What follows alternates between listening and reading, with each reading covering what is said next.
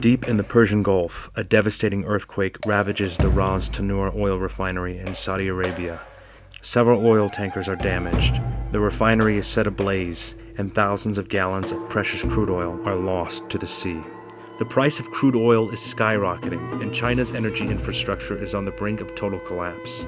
Tolgoi Borjin, a Mongolian tycoon, has offered to save the Chinese for an unusual price. Meanwhile, Dirk Pitt and Giordino of the National Water and Marine Agency, or NUMA, travel to Mongolia to investigate Borjin's true intentions, but what they find in the Gobi Desert is a map to one of the most sought-after fortunes in history, the treasure of Genghis Khan. Treasure of Khan was the first Dirk Pitt book that I read, and to be honest, it was kind of a bit of a letdown. Let me explain. My wife introduced me to the Dirk Pitt series one night when she showed me the movie Sahara.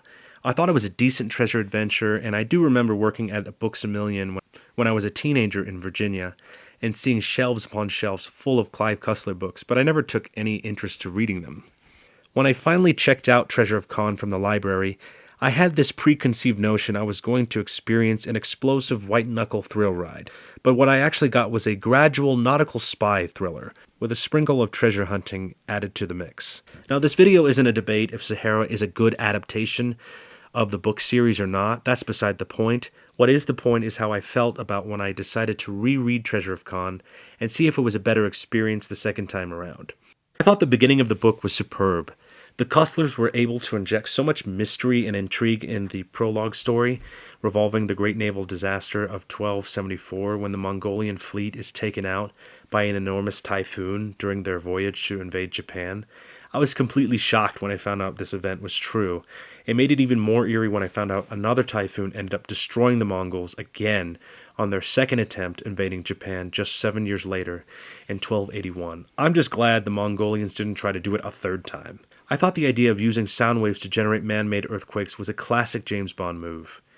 As I said before in the previous videos, I love the way Clive Cussler is able to combine science fiction and with historical mystery in his books. I liked learning about Lake Baikal, the largest freshwater lake in the world.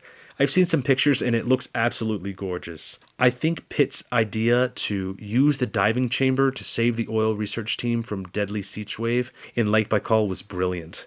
Now, I did think it was silly that Pitt was able to survive the wave by swimming under it and have the strength to break free from the wave's pull on him. I'm just glad that there wasn't any more ridiculous stuff like that in the book. I liked how Giordino, Dirk Pitt's best friend, is portrayed in the book. He's not completely reduced to a comic relief sidekick like in the movie Sahara, but he can go toe-to-toe with any henchman while still being comic relief. I don't know why, I just thought it was nice to see Al win for a change and get the girl in the end as well. My real dislikes with Treasure of Khan are the book's pacing and the stale jokes. After Pitt and Giordino leave Lake Baikal, the story kind of hits a standstill while they're investigating the Varga Oil Consortium in Mongolia. Not a lot of exciting moments happen. It's not until they break into Borjin's compound in the mountains that the events really heat up again. It can be a slog at times, but trust me, it does get better.